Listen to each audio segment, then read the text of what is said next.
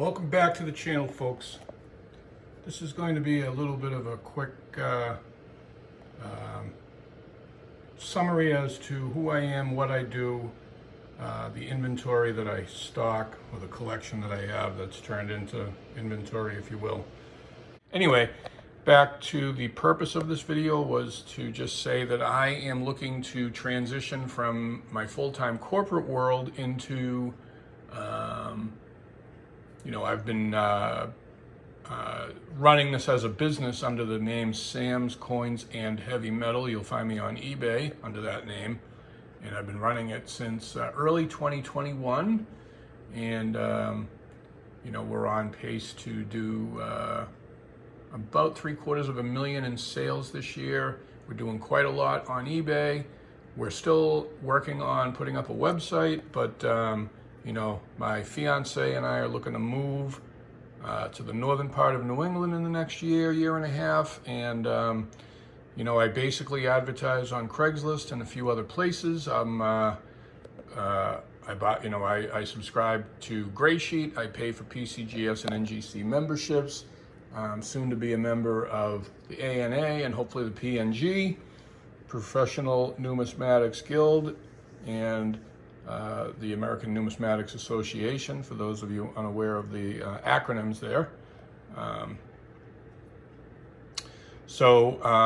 just enjoy buying collections, looking through them. My margins are small. This might be the first profitable year. Last year, a lot of that profit was consumed in startup costs between paying for all those memberships, Microsoft Office membership, buying computers and printers and printer paper and shipping supplies, tape, bubble mailers, ink, etc.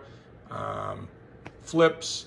I probably sent in 17 submissions to PCGS last year, and they're not cheap, obviously. But like anything else, you learn from your mistakes, and even though I've been collecting for 20-something years, I'm learning every day. I try to be humble. I try to make the best decisions possible, and what I wanted to do is just kind of show you a little bit as to what is going on here. The last video I put was a prelude to a submission, just trying to predict the results rather than the reveal when the coins come back from PCGS, where we're just kind of reviewing them and revealing the grade together. Obviously, I'm not checking the results online, but what I'm trying to do is predict as close as possible what's going to happen. Now, the lighting in my setup is not great. I use an iPhone, and the lighting is terrible, so even slabbed coins, a gentleman, thanks for watching the video, everyone who does, made the comment that there's really no cartwheel luster on the last batch of coins, so I shouldn't send them into PCGS. It's a fair comment. You're looking at it through the glass, but I mean, I could pull out any one of these Morgan dollars here if I find the right, right, and because the lighting here, you're gonna get the same type of result, really. I guess maybe there's a little, you can see the light bulb, but you're not getting the cartwheel, right? And it's an MS63 and NGC, there's a raw coin. You can see the 10 o'clock there.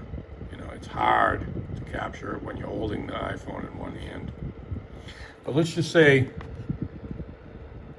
and maybe this is bad for business, but if I have raw coins on eBay that are valued at more than 100, there's a little bit of a cartwheel, but if I have raw coins on eBay that are valued at more than $100, chances are I don't think they're going to slab, and I pretty much say that. My descriptions on eBay are very, very open and honest. I say when I think coins are clean. I do my best to take the most accurate pictures possible, and I try to emphasize the bad more than the good. So anyway, just to give you a little bit of an idea of what this inventory encompasses, we did, like I said, a lot of submissions. We had a bulk submission where we sent a bunch of quarters, dimes, and half dollars in last year. These are all sequential slabs. You know, I laugh when I see all the people that say, you know, eBay is full of people calling every coin they list a gem. You know, here's an MS65 quarter.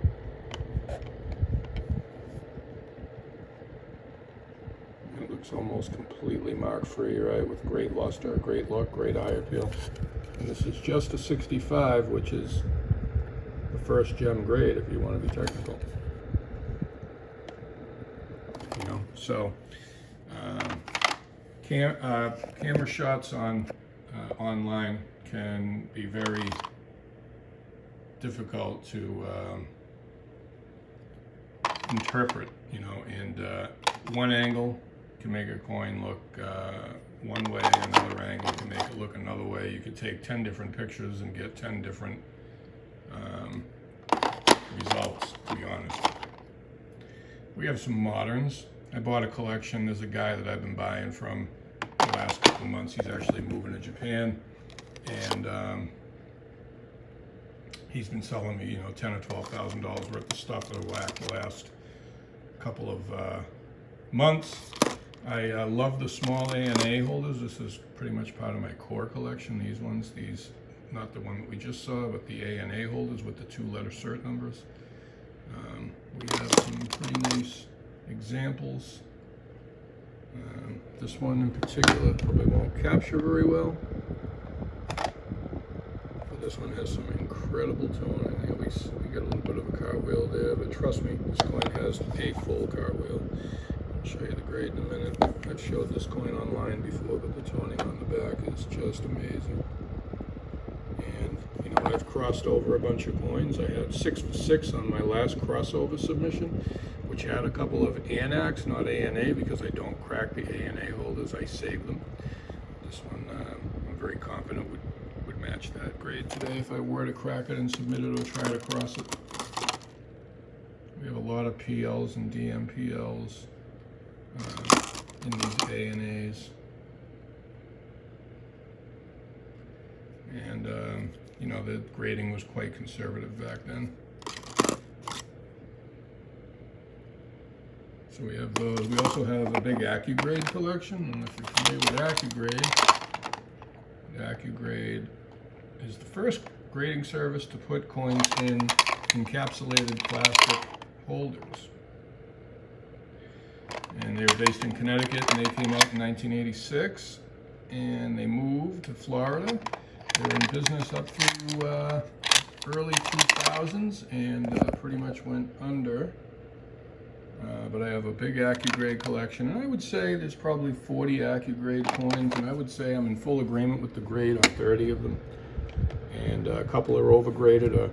You know, the problem back then was they didn't really use details grades, they did net grading. So when you see a coin graded like 62, it could be a cleaned 64, or it could be a 62. And there's some here that would probably come back cleaned. This is a tough coin to get in 65, the 79p. And this one was graded A265C, which they have the explanation on the back. The A for the strike being full, the 2 for brilliant, not frosted, not cleaned, and the C is a flat, not proof-like. Right, so you've got a full proof-like, soft proof-like, or semi-proof-like, and then you've got flat luster, which is satiny, I guess, would be today's term. But this is a beautiful coin. It would be a liner 64, 65 in my opinion. I send a lot of Morgans in, and I'm on the fence on this one. But again, I have no intention of cracking out an AccuGrade. We've got boxes of Morgan dollars. We've got some good dates in here. We've got some nice coins. I'm just pulling out some randoms. That's a nicely tuned ADS. There's another ADS in 65 plus. There's another one, but this is the 80/9S in 65. Let's see, 85/0 and 63, 85/0. We have an 85S. Yeah, that's a nice coin. That's got some proof light going on, but not enough to burn. designation. You can see up by the U in pluribus.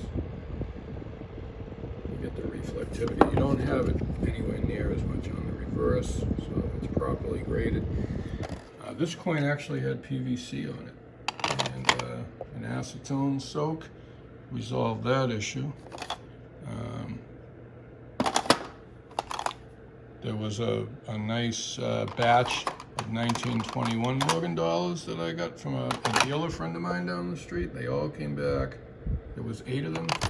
6 of them came back 64, and 2 of them came back 65. They all look the same, too. It's very interesting. Here we have some Indian cents. It's 1881 MS63 Brown. These were part of a 16-piece Indian head cent collection. When I bought Martin Brunel's inventory went up for auction a few months ago. Centennial Auctions auctioned them off, and basically got 16 mint state Indian head cents for $50 each, as they hammered for 7, and that's like $8.40 with the buyer's premium. This one, I didn't even know that this variety existed. I was just going through them one by one, and I was on Coinfax checking each date to see what their varieties might exist. I did a video on this before, I won't spend a lot of time, but up in the O and F and of America. Let's see if I can put this down on my thing so that it's steady.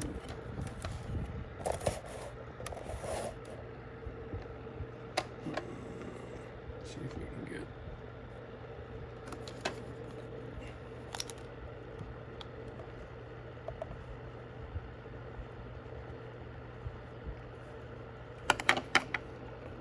I don't know if this is going to work.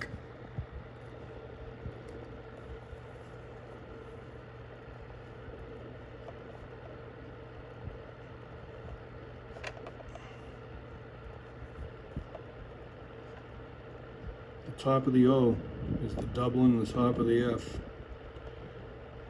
It's probably the best shot I'm going to get. And then there's more Dublin on the Liberty, top of the E and the R. But if you go on Coinfax and you pull up the 1891 FS 101 Snow 1 variety, it'll show you a really nice picture of what to look for, where the pickup points are. And this is actually tied for the finest known. So this one coin alone, pretty much, I mean, it's valued at like $2,500. So that alone was like triple what it,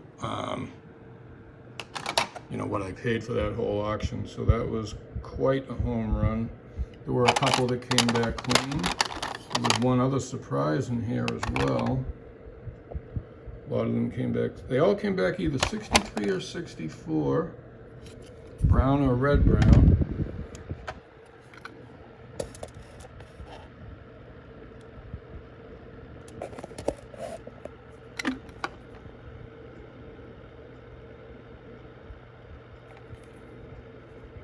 And then there was this one other surprise that I didn't even know.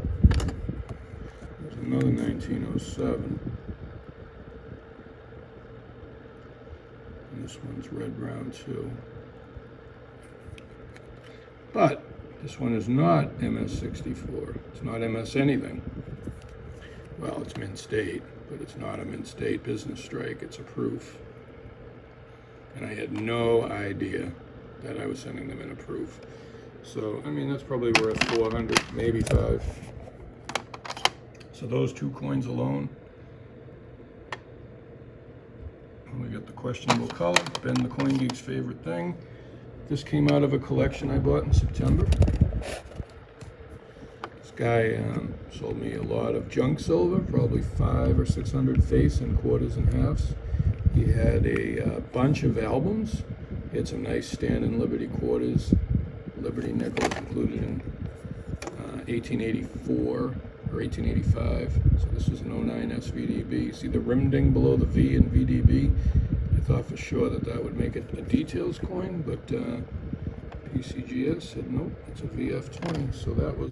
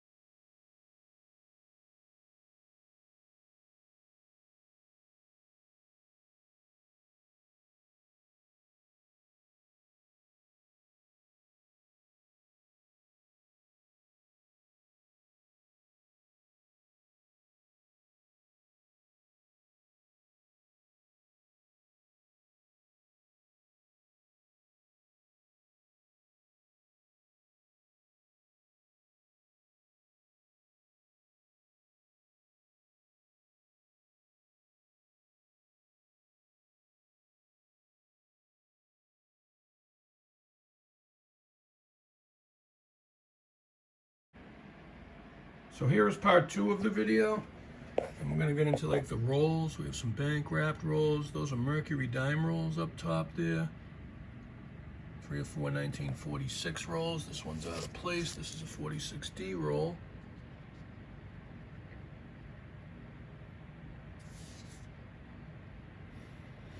Beautiful toning.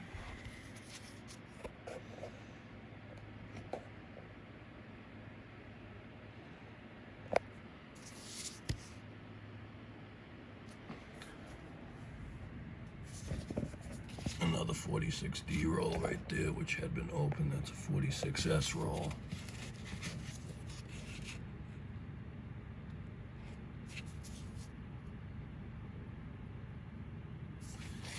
And obviously these are bank wrapped rolls.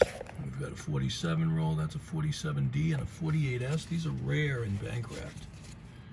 That's a 47P roll. Obviously these rolls all weigh 125 grams or a little more, which is how you know that they're silver and mint state. Did a video on that before. Wells Fargo 47S. Beautiful toning. Beautiful toning. The 48S roll is quite rare. There's a 1950P, which is really rare. Guy bought it in 2004 for $375. I paid double that. 1950P is a very tough dime roll to find BU. A couple 1951D rolls, and then we have a bunch of, we have a whole slew of 55 PD and S, 53D, all those green 5s are all 53D. Those are all 55S right there, came from Martin Brunel. And we got a bunch of 56D, as you can see. All these brown ones are 62. They came from the same collection that were all part of, the guy had bank bags of dimes. There were bank bags that I forgot to show you on the first roundabout. We have all these half dollars. This is actually a Morgan dollar. This was the 1879 roll. It's labeled on here somewhere, but we got all these $20 shotgun rolls. There's a 54 or 53S roll buried under here somewhere. I think it's that one right there. I don't want to, it's hard to get to it. I don't want to ruin it. Let's just say it is what it is. Let's see if I can get to it. There's a couple of 48D rolls right here at the top. I'll put this down for a second.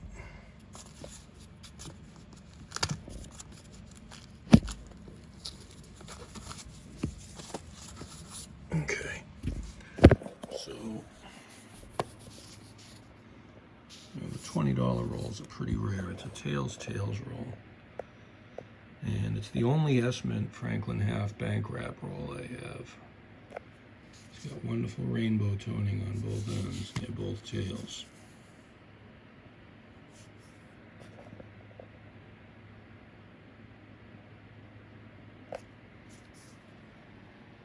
So the guy who sold it to me said he doesn't know what date it is, but obviously my expectation is a 54S. It's, you know, these Franklin half bank wrapped rolls are getting harder and harder to find. These 48D rolls have been opened and retaped. But, you know, there's $40, which is 10 rolls just in 48Ds, and then we've got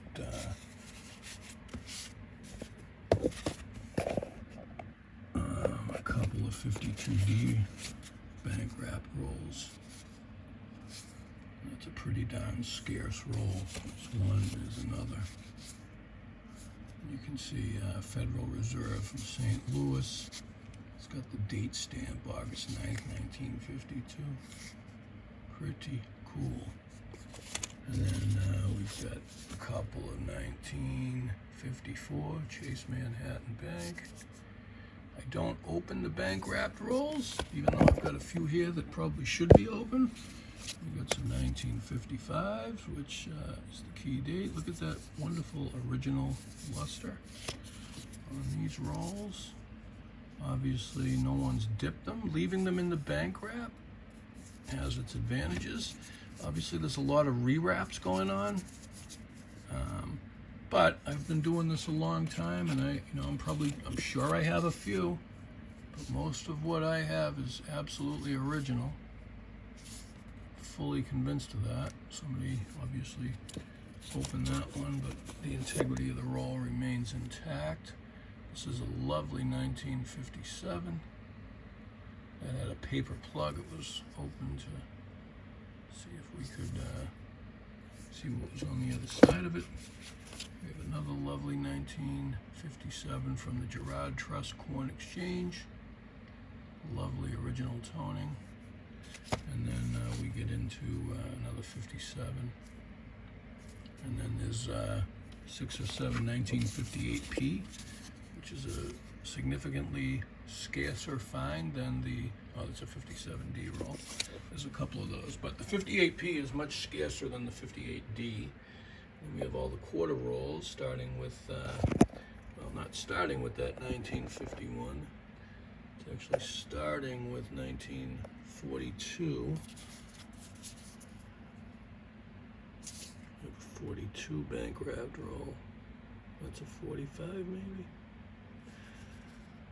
Oh, 43, sorry. 43, not 42. And then we have a couple 48s and a 48. A couple 45s and a 48.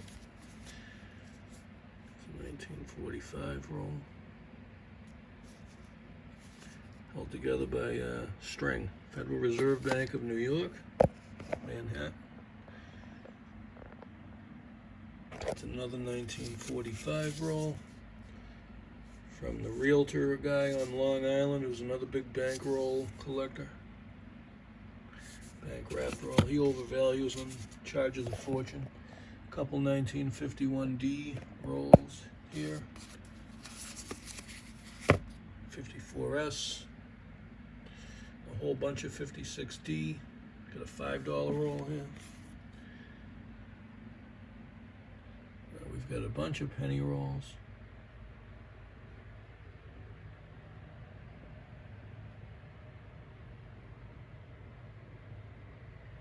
Wheats and memorials.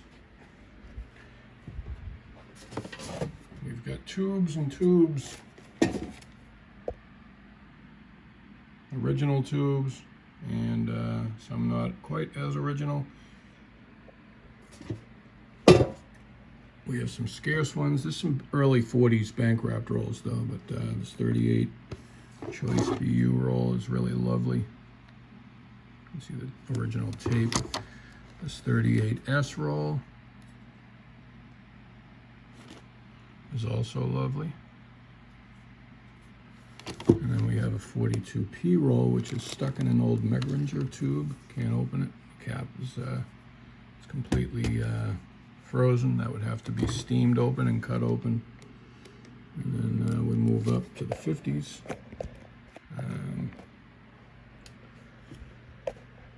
We've got Kennedy half rolls. Those are all 64s.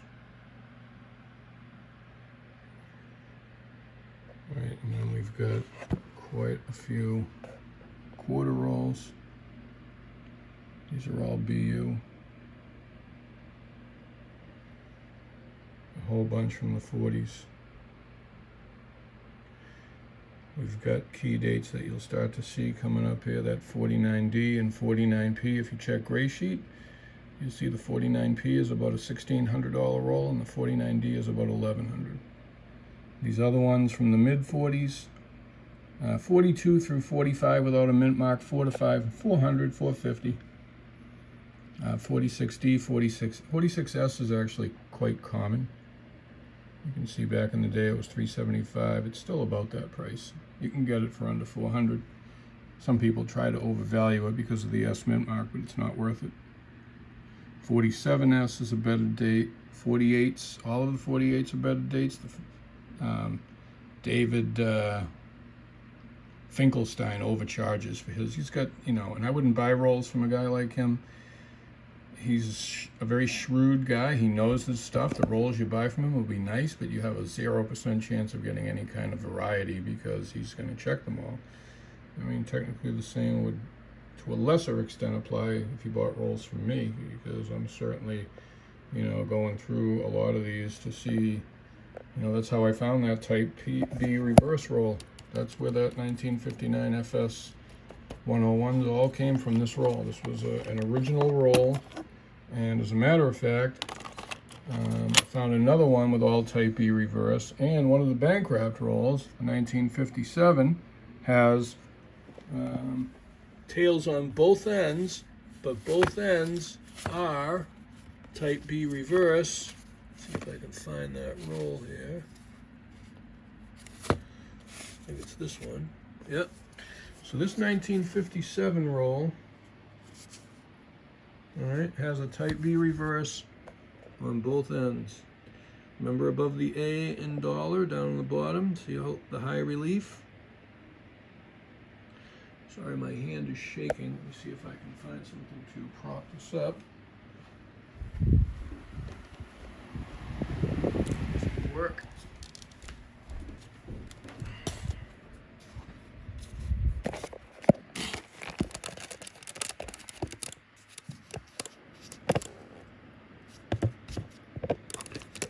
So down here, let's see if I can get a better angle. Just above the A in dollar, that leaf is high relief, and more importantly, the biggest pickup point is the separation there between E and S in States of America. Show you another 1957 or a 50s quarter, and here's the reverse side where it's another reverse, another beautifully toned reverse. You've got clear separation, you've got clear high relief. I'm not going to really get the A, but look at how high relief those vines are. Really high. The Type B reverse was basically meant as for proofs. So here's a 1956 Denver. All right, let me see if we can see the States of America. I'm going to have to grab another example. See the E and the S up at the top there? See how they're touching? I'll get a better example.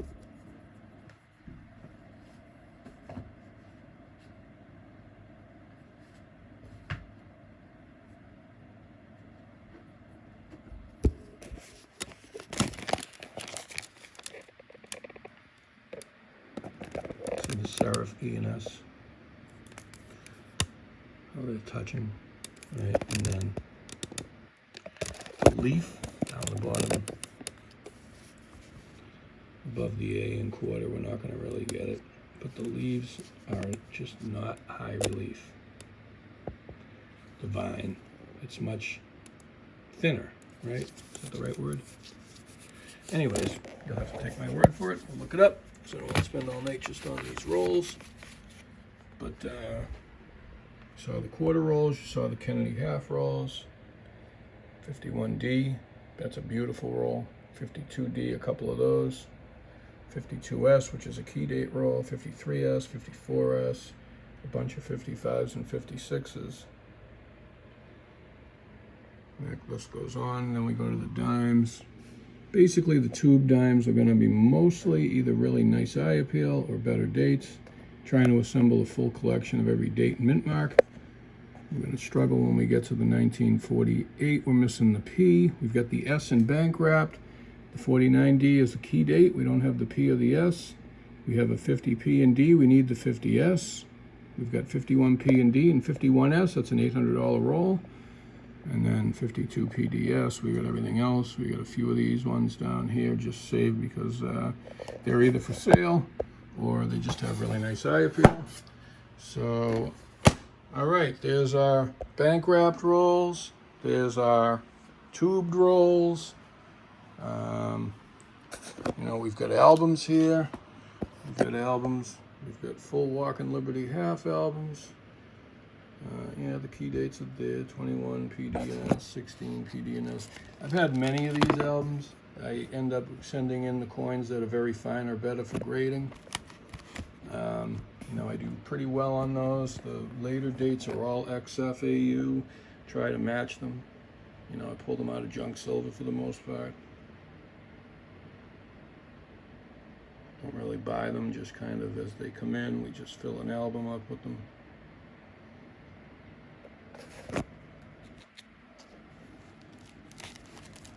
And again, the camera work is shoddy.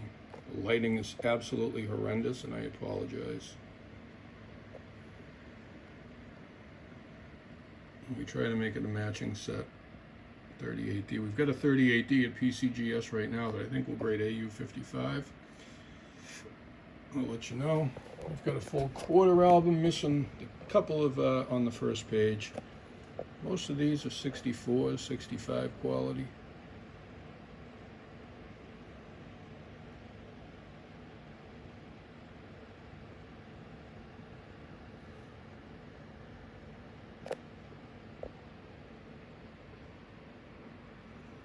We got a lot of bullion stuff. We got ATB and the OGP, original government packaging. We got this 2 coin set here. I think it's a 2011 set, or 2012 actually. America the Beautiful, America the Beautiful. We got America the Beautiful bullion coins. We got maples, we got tubes. Those are all proof eagles in the box. There's probably 15 of them in there. Those are all for sale. If you're interested, leave a comment. Another quarter album. Alright, so there's the Walking Liberty half album and the quarter album. Over here we got some miscellaneous stuff. We got some Canadian dollars. We got various different things. We got Canadian, well, not proof sets, but mint sets. They didn't do any proof sets. These are all original 1965, 5 to a box. 5 sets to a box. They have the very similar yellow envelopes as the late 50s, early 60s US Mint proof sets.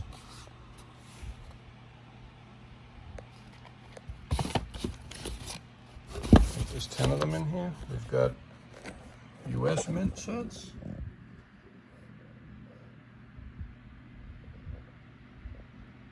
'60s and '70s.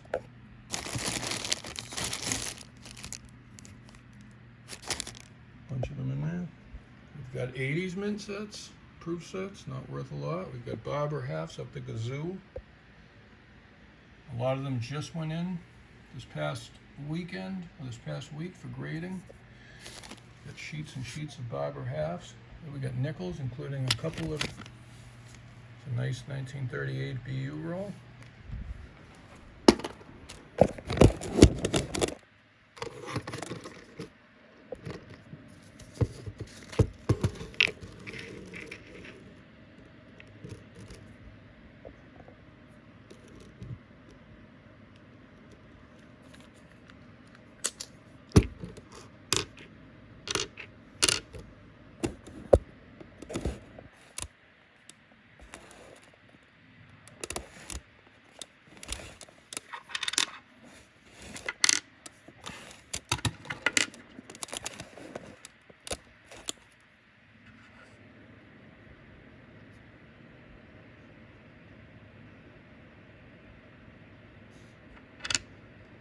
Nice toning.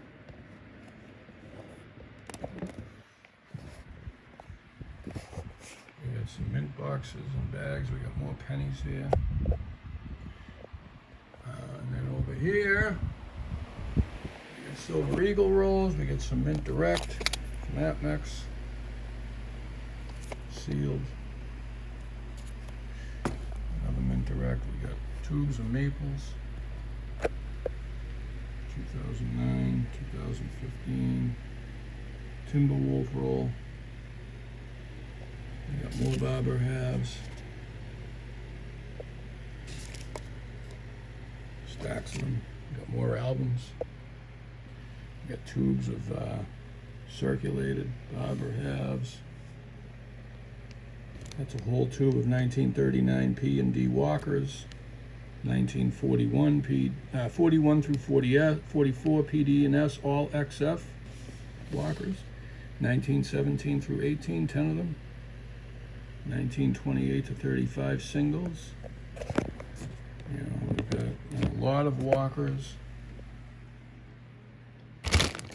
That's a lot of 10 partially clean Morgan dollars on eBay right now. It's closing tomorrow night. It's already at like $350. I was surprised. We had tubes of key date Morgan dollars. These are circulated, lower grade, 1898s and 1899s. I've already sold a lot of them. I had a whole tube of 1885s. These are all pandas and other coins in the original government packaging. There's a 1996 in here, which is a better date. 2002.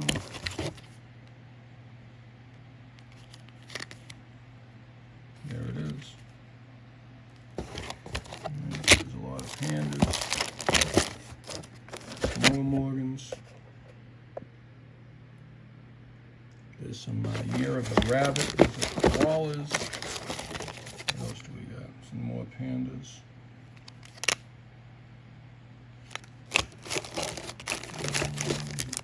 Let's see, there's a bunch of stuff in here. It's just a silver eagle. Canadian moose, kookaburra. There's the 2-ounce kookaburra.